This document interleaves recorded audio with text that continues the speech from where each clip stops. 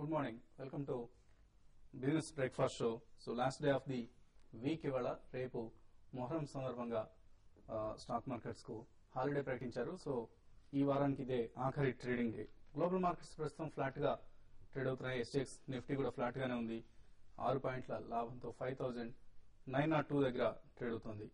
So commodities markets లో ఒకసారి గమనిస్తే నిన్న గోల్డ్ అండ్ కాపర్ ఈ రెండు ప్రైసెస్ కొంత కరెక్షన్ గమనిస్తున్నాం. $1379 దగ్గర గోల్డ్ ప్రస్తుతం ట్రేడ్ అవుతుంది. అలాగే సిల్వర్ $28.95 ఔన్స్ సిల్వర్. ఇది మన మార్కెట్స్ లో సుమారుగా 43,583 రూపీస్ దగ్గర సిల్వర్ ట్రేడ్ అవుతుంది. అలాగే గోల్డ్ 24 క్యారెట్స్ గోల్డ్ 2049 ఇది గ్రాము బంగారం ధర. ఇక స్టాక్ మార్కెట్స్ విషయానికి వస్తే ఇవాళ reserve bank credit policy mid quarter review జరగబోతోంది. సో మార్కెట్ ఎటువంటి పాలసీ మార్పులను ఈ రివ్యూ నుంచి ఆశించడం లేదు, ఎక్స్పెక్ట్ చేయడం లేదు. సో రెపో రేట్స్ లో కానీ రివర్స్ రెపో రేట్స్ లో కానీ ఎటువంటి మార్పులు ఉండవు. సిఆర్ఆర్ కట్ కూడా ఉండకపోవచ్చు. యథాతథ పరిస్థితిని కొనసాగించే అవకాశం ఉందంటూ మార్కెట్స్ ఎక్స్పెక్ట్ చేస్తున్నాయి. సో ఆర్బీఐ క్రెడిట్ పాలసీ సంబంధించి పెద్దగా నెర్వస్నెస్ లేదు. అలాగే గ్లోబల్ మార్కెట్స్ లో స్పెయిన్ సంక్షోభం లాంటివి నిన్న కొంతమేరకు నెగిటివ్ క్యూస్ గా రావడం గమనించాం. మన మార్కెట్స్ లో గ్లోబల్ మార్కెట్స్ తో పాటు మన మార్కెట్స్ లో కూడా చాలా especially Asian markets and Indian markets భారీగా కరెక్ట్ కావడం గమనించాం. సెన్సెక్స్ నిఫ్టీలో పతనం ఎక్కువ లేకపోయినా మిడ్ క్యాప్స్ లో స్మాల్ క్యాప్స్ లో భారీ కరెక్షన్ గమనించాం. సో బ్యాంక్ నిఫ్టీ 3% పతనం అయింది. సో మార్కెట్స్ లో అప్ సైడ్ మూవ్మెంట్ కు పెద్దగా ఆస్కారం కనపడలేదు. అలాగే డౌన్ సైడ్ పొటెన్షియల్ కూడా చాలా పరిమితంగానే ఉంది. సో 58, 50, 60, 50 ఇది ఈ రేంజ్ లో ఇండెక్స్ మూవ్ అవుతాయని ఎక్కువ మంది చార్టిస్ట్ ప్రిడిక్ట్ చేస్తున్నారు. సో స్టాక్ స్పెసిఫిక్ యాక్షన్ మాత్రం కొనసాగుతుంది. కేఎస్ ఆయిల్స్ వంటి స్టాక్స్ లో నిన్న హెవీ షార్ట్ కవరింగ్ పరిస్థితి గమనించాం. సో ఇందులో ఈ కౌంటర్ లో ఓపెన్ ఇంట్రెస్ట్ పెరగడం అలాగే ప్రైస్ కూడా పెరగడం గమనించాం. సో నిన్న లిస్ట్ అయిన మ్యాంగనీస్ ఓర్, సో ఈ స్టాక్ 465 దగ్గర క్లోజ్ అయింది. ఓ టైంలో బిగినింగ్ లో 580 రూపీస్ హై ప్రైస్ కూడా టచ్ చేసింది. తర్వాత హైయర్ లెవెల్స్ దగ్గర కొంత సెల్లింగ్ ప్రెషర్ వచ్చింది. ఎస్పెషల్లీ హై నెట్వర్త్ ఇండివిజువల్స్ అలాగే రిటైల్ ఇన్వెస్టర్స్ నుంచి సెల్లింగ్ గమనించాం. సో దీంతో స్టాక్ ప్రారంభ లాభాలు నిలబెట్టుకోలేకపోయింది. 465 దగ్గర క్లోజ్ అయింది. బట్ స్టిల్ 375 నుంచి 465 అంటే ఐపీఓ ఎలాటీస్ కి స్టిల్ 24% లాభం ఈ స్టాక్ లో కనిపిస్తోంది. ఇవాళ స్టాక్స్ టు వాచ్ లిస్ట్ లో హీరో హోండా, రిలయన్స్ ఇండస్ట్రీస్ అలాగే ఎస్ఆర్ ఆయిల్, టాటా మోటార్స్ ఇవన్నీ న్యూస్ డ్రివెన్ డెవలప్మెంట్స్ ఉన్నాయి. ఫర్ ఇన్స్టాన్స్ రిలయన్స్ ఇండస్ట్రీస్ అలాగే ఎస్ఆర్ ఆయిల్ లో ప్రైసెస్ పెంచుతున్నారు వాటి నుంచి, డీజిల్ అండ్ పెట్రోల్ ప్రైసెస్. అలాగే హీరో హోండాలో నిన్న కూడా గమనించాం మనం. సో జాయింట్ వెంచర్ నుంచి తప్పుకోవాలని నిర్ణయించడం, అలాగే హోండా నుంచి స్టేక్ కొనుగోలు, రాయల్టీ హైయర్ రాయల్టీ పేమెంట్స్ ఇవన్నీ కూడా ప్రస్తుతం కంపెనీ నుంచి కార్పొరేట్ గవర్నెన్స్ ఇష్యూస్ గా మారాయి. సో హీరో హోండా కౌంటర్లో బహుశా ఇవాళ కూడా మరికొంత సెల్లింగ్ ప్రెషర్ వచ్చే అవకాశం ఉంది. సో మార్కెట్స్ సంబంధించిన మరిన్ని అంశాలపై మనతో మాట్లాడేందుకు ప్రస్తుతం అనలిస్ట్ శేషు అలాగే సుందర్ గారు సిద్ధంగా ఉన్నారు. సో ఎటువంటి ఇంట్రాడే మూవ్మెంట్స్ వాళ్ళు ఎక్స్పెక్ట్ చేస్తున్నారు మార్కెట్స్ లో? ఈ రోజు ఇంట్రాడే అయితే మార్కెట్ చాలా వరకు ఫ్లాట్ గా ఉంటుంది. దీంతో పాటు ఈ రోజు మనకి లాస్ట్ ట్రేడింగ్ సెషన్ ఇంకా 3 రోజుల వరకు హాలిడే ఉంటుంది కాబట్టి మళ్ళీ మండే మార్కెట్స్ ఉంటాయి కాబట్టి అప్పటి వరకు పెద్దగా ఎవరు కూడా long positions huge long positions తీసుకునే అవకాశం లేదు. దీంతో పాటు లాస్ట్ నైట్ చూస్తే యూఎస్ మార్కెట్ లో డేటా అంతా బాగా వచ్చినా కూడా హై నుంచి ఒక 30-40 పాయింట్స్ డోజన్స్ నుంచి మైనస్ రావడం చూసాము. అక్కడ మళ్ళీ యూరోప్ కన్సర్న్స్ ఒకటి కొత్తగా స్టార్ట్ అయిన తర్వాత ఈ రోజు కొన్ని ఇంపార్టెంట్ డేటాలు ఈ రోజు యూఎస్ మార్కెట్ ఉన్నాయి కాబట్టి పెద్దగా ఎక్కువ మార్కెట్ లో అప్ సైడ్ ఉండకపోవచ్చు. At the same time down side కూడా నేను అనుకోవడం 5880 బ్రేక్ అయితేనే డౌన్ సైడ్ ఉండే అవకాశం ఉంది.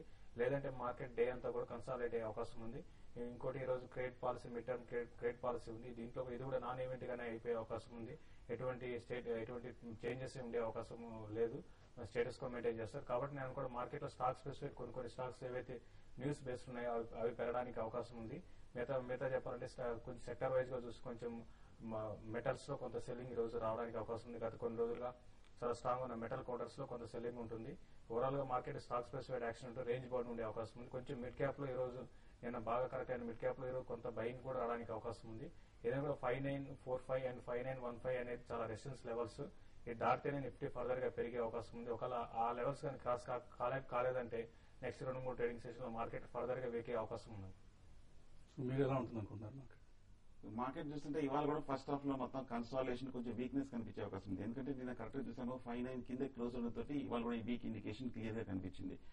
నా ఉద్దేశంలో షార్ట్ టర్మ్ లో చూస్తే కనుక కొంచెం లాస్ట్ 2-3 వీక్స్ గా 5-7 దగ్గర బాగా కన్సాలిడేషన్ అయ్యి వీక్లీ చార్ట్ లో కూడా ఒక సపోర్ట్ తీసుకుంది.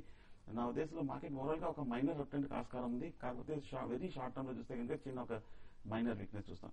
సో ఇంకా ఇంట్రాడే ట్రేడర్స్ చూస్తే కనుక 5,900 పైన కనుక దాటి ఒక 5 మినిట్స్ నిలబడితే కనుక లాంగ్ పొజిషన్ తీసుకోవచ్చు. లేదా అప్పటి వరకు 5.9 పైన లేదంటే కనుక లాంగ్ పొజిషన్ అటెంప్ట్ చేయడం మంచిది కాదు. ఇక షార్ట్ పొజిషన్ తీసుకునే వాళ్ళ మటుకు కాన్షియస్ గానే ఉండాలి. ఇంకా ఎందుకంటే 5,850 దగ్గర మేజర్ సపోర్ట్ ఉంది. 5,850 కింద బ్రేక్ అయ్యి దాని కింద 5 మినిట్స్ ట్రేడ్ అవుతూనే షార్ట్ పొజిషన్ తీసుకోవాలి. లేకపోతే కనుక షార్ట్ పొజిషన్ అటెంప్ట్ చేయకూడదు. ఇక షార్ట్ టర్మ్ చూస్తే కనుక ఏమాత్రం 5,900 పైన కనుక నిలిస్తే కనుక లాంగ్ పొజిషన్ తీసుకోవచ్చు. సో ఎవరైనా కనుక లాంగ్ పొజిషన్స్ ఆల్రెడీ ఉన్నారంటే కనుక హోల్డ్ చేయండి. 5,850 కింద క్లోజ్ అవుతే మటుకు లాంగ్ పొజిషన్స్ ఒక రౌండ్ ఎగ్జిట్ అవడం మంచిది. సో 5,850 స్టాప్ లాస్ పెట్టుకుని హోల్డ్ చేయొచ్చు. నా ఉద్దేశంలో మండే ఒక ఈ షార్ట్ టర్మ్ డైరెక్షన్ కి తెరపడే అవకాశం ఉంది. మండే ఒక రివర్సల్ ఉందనిపిస్తుంది. ఇవాళంతా కొంచెం కన్సాలిడేషన్ ఉండే అవకాశం కనిపిస్తుంది. కాలర్స్ కొంతమంది లైన్ లో ఉన్నారు. ప్రస్తుతం హనుమకొండ నుంచి రాజ్ కుమార్ లైన్ ఉన్నారు. రాజ్ కుమార్ గారు సార్ నమస్తే సార్. నమస్తే అండి. ఒకటి సెటర్గో ఒకటి ఎస్ బ్యాంక్ 2-3 years పర్స్పెక్టివ్ పెడదాం అనుకుంటా సార్. 3 years ఇన్వెస్ట్మెంట్ ఎట్లా ఉంటుంది సార్? ఓకే అండి, ఎలా ఉంటుంది రెండు స్టాక్స్? ఒకటండి, ఇప్పుడు మీరు సెలెక్ట్ చేసుకున్న సీసాగోవా అండ్ ఎస్ బ్యాంక్ రెండు కూడా ఫండమెంటల్లీ చాలా స్ట్రాంగ్ కౌంటర్స్ అండి. డెఫినెట్ గా మీరు టైం కూడా 2-3 years అంటారు. మంచి టైం కూడా హొరైజన్ 2 years అంటే మంచి లాంగ్ టర్మ్ ఇన్వెస్ట్మెంట్ కి మీరు డిసైడ్ అయ్యారు. కాబట్టి ఈ రెండు స్టాక్స్ కూడా మంచి స్టాక్స్ అండి. ఎస్ బ్యాంక్ అయితే ప్రైవేట్ సెక్టర్ బ్యాంకింగ్ లో చాలా ఫాస్ట్ గా గ్రోత్ కనపరుస్తున్న బ్యాంక్ అని చెప్పొచ్చు. ఇంకా సీసాగోవా విషయానికి వస్తే ఫండమెంటల్ గా చాలా స్ట్రాంగ్ ఉంది. తర్వాత రీసెంట్ కూడా హై నుంచి బాగా కరెక్ట్ అయింది. ఇప్పుడు ఇమీడియట్ గా అయితే స్టాక్ అయితే పెద్ద పెరిగే అవకాశం కనపట్లేదు. అరౌండ్ 320 ఆ లెవెల్ నుంచి స్టాక్ లో వెస్టర్న్ చూస్తున్నాం, కిందకి రావడం చూసాము. ఆ 320 అనేది చాలా స్ట్రాంగ్ సపోర్ట్ ఉండేది. అది బ్రేక్ అయితే ఇప్పుడు కరెంట్ లెవెల్స్ లో కొంత వీక్ అయ్యే అవకాశం ఉంది. ఈ వీక్నెస్ లో మీరు డెఫినెట్ గా బై చేయమని చెప్తున్నారు. అట్లనే ఎస్ బ్యాంక్ కూడా ఇమీడియట్ గా అయితే ఇది కూడా పెరిగే అవకాశం లేదు. ఇది కొంత వీక్ గా ఉంది.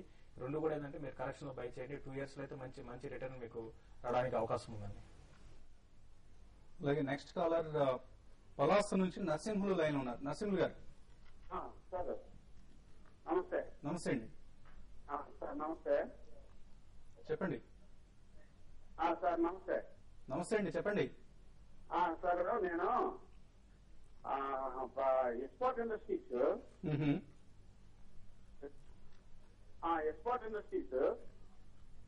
20,000 స్టాక్ తీసుకున్నాను సార్. 25 రూపాయలు సార్. 25 రూపాయలు 20,000 షేర్లు కొన్నారు. అవును సార్. చాలా దూకుడుగా వెళ్ళారండి. సార్ తర్వాత సచి కంప్యూటర్ సార్. ఇప్పుడు ఏం షార్ట్ టర్మ్ కోసం తీసుకున్నారు ఇస్పాత్ ఇండస్ట్రీస్? లాంగ్ టర్మ్ కోసం తీసుకున్నాము, కానీ అది ఎప్పటికీ మరి అక్కడికి కావడం లేదు సార్. ఓకే అండి, కంపెనీ చాలా ప్రాబ్లమ్స్ లో ఉన్నట్లుగా తెలుస్తుంది. ఫైనాన్షియల్ ఇన్స్టిట్యూషన్స్ లెండర్స్ నుంచి ప్రాబ్లమ్స్ ఫేస్ చేస్తుంది కంపెనీ. రుణాలు తీర్చలేకపోవడంతో కంపెనీకి సంబంధించిన డెట్ ను ఏం చేయాలి, కంపెనీలకు ఎవరైనా స్ట్రాటజిక్ ఇన్వెస్టర్ రోపింగ్ చేసుకోవాలా, ఇటువంటి అంశాలను ప్రస్తుతం ఫైనాన్షియల్ ఇన్స్టిట్యూషన్స్ పరిశీలిస్తున్నట్లుగా తెలుస్తుంది. సో ఎటువంటి సలహా ఇస్తారు? ఒకటండి, మీరు ఇస్పాత్ ఇండస్ట్రీస్ అయితే చాలా వాటికి ఇది చాలా డెట్ ఉన్న కంపెనీ అండి. ఇంతకుముందు చాలా సార్లు ఆ డెట్ ని ఎట్లా క్లియర్ చేసుకోవాలి పిఈ నుంచి చాలా ట్రై చేశారు కంపెనీ మేనేజ్మెంట్, అయినా కూడా సక్సెస్ కాలేదు. రీసెంట్ కూడా ఇక్కడ ఈ కంపెనీ అయితే రీసెంట్ గా ఒక న్యూస్ రావడం వల్ల స్టాక్ మనకి 1870 రూపీస్ లెవెల్స్ నుంచి బాగా పెరిగింది. మిట్టల్ ఇందులో స్టేక్ తీసుకుంటున్నారు, లేకపోతే మిట్టల్ దీన్ని బై చేస్తున్నారు అని ఒక న్యూస్ రావడం వల్ల స్టాక్ అయితే పెరిగింది. ఒకవేళ అదే కానీ కరెక్ట్ అయితే మాత్రం మీకు ఈ స్టాక్ అయితే పెరుగుతుందండి. ఒకవేళ అదే కానీ కరెక్ట్ కాదంటే మాత్రం మళ్ళీ బ్యాక్ టు 17-18 లెవెల్స్ కి వెళ్తుంది. ఫండమెంటల్లీ చాలా వీక్ కౌంటర్ అండి. ఎప్పటికప్పుడు రీస్ట్రక్చర్ చేస్తాము, డెట్స్ క్లియర్ చేసుకుంటాము, మేనేజ్మెంట్ చెప్పడమే కానీ దానికి తగ్గట్టుగా ఏం చేయలేదు. కాబట్టి స్టాక్ అయితే మీరు బెటర్ ఏంటంటే ర్యాలీస్ లో ఎగ్జిట్ కాండి. చూడండి, ఈసారి 20 రూపీస్ కానీ కట్ అయిందంటే ఫర్దర్ గా వీక్ అయ్యే అవకాశం ఉంది. సత్యం విషయానికి వస్తే సత్యం ఇక్కడ నుంచి పెద్ద డౌన్ సైడ్ ఉండే అవకాశం కనపట్లేదండి. ఇంకోటి రీసెంట్ గా డెలివరీ వాల్యూమ్స్ బాగా ఈ కౌంటర్ లో పెరుగుతున్నాయి. కాబట్టి షార్ట్ టర్మ్ కి సత్యం కొంచెం పెరిగే అవకాశం ఉంది.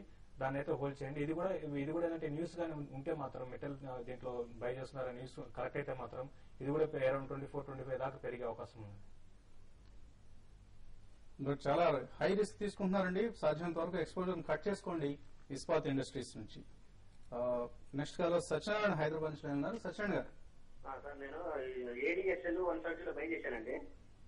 170లో ఏం చేయాలి సార్?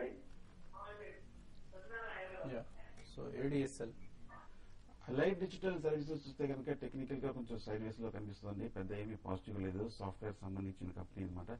అండ్ ప్రాఫిటబిలిటీ చూస్తే కనుక లాస్ట్ ఫ్యూ ఇయర్స్ గా మంచి గ్రోతే కనిపించింది. నా ఉద్దేశంలో ఎంటైర్ ఐటీ సెక్టర్ కూడా కొంచెం పాజిటివ్ ఉంది.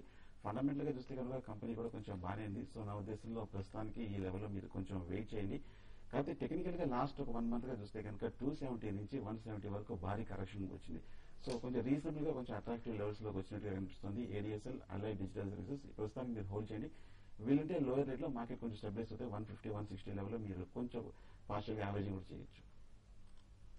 అలాగే కొన్ని కార్పొరేట్ యాక్షన్స్ ఒకసారి గమనిస్తే స్టాక్ స్ప్లిట్ కి సిద్ధంగా ఉన్నాయి కొన్ని కంపెనీస్. బాలకృష్ణ ఇండస్ట్రీస్ డిసెంబర్ 20 నుంచి ₹10 ముఖ విలువను ₹2 తగ్గిస్తున్నారు. కోరమండల్ ఫెర్టిలైజర్స్ డిసెంబర్ 23 నుంచి ₹2 నుంచి ₹1 ముఖ విలువ తగ్గబోతోంది ఫేస్ వాల్యూ. ఈఐడి ప్యారీ డిసెంబర్ 23 నుంచి ₹2 ఫేస్ వాల్యూని ₹1 తగ్గిస్తున్నారు.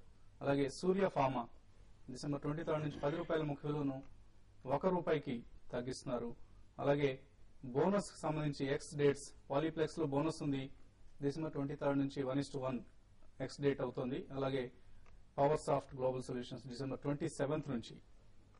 ఇవి కొన్ని కార్పొరేట్ యాక్షన్స్ సంబంధించిన సమాచారం. ఇప్పుడు చిన్న బ్రేక్ తీసుకుందాం.